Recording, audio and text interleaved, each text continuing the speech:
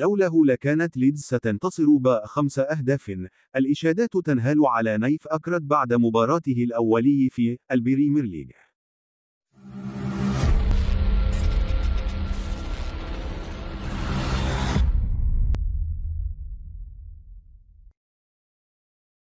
خاض أكرد المباراة أساسيا، مقدما أداء مرضيا للجماهير التي أشادت بإمكانيته بعد ظهوره الأول في الدوري الإنجليزي الممتاز، وأثنى أنصار وست هام على ما قدمه أكرد أمام ليدز يونايتد، إذ كتب أحد النشطاء على تويتر: كان على أكرد أن يقوم بتغطية دفاع وست هام بالكامل، وقام بتغطية الوسط، وذهب للدفاع في الجانب الأيسر، وذهب للتدخل في الجانب الأيمن، وحمل الرجل الفريق بمفرده، ولولاه لكانت ليدز ستفوز ب5 أهداف مقابل 2.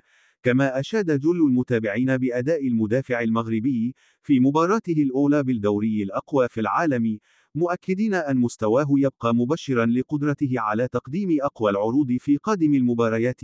يذكر أن مباراة ليدز يونايتد ووست هام خلصت بهدفين في كل مرمى على أرضية ملعب إيلاند رود.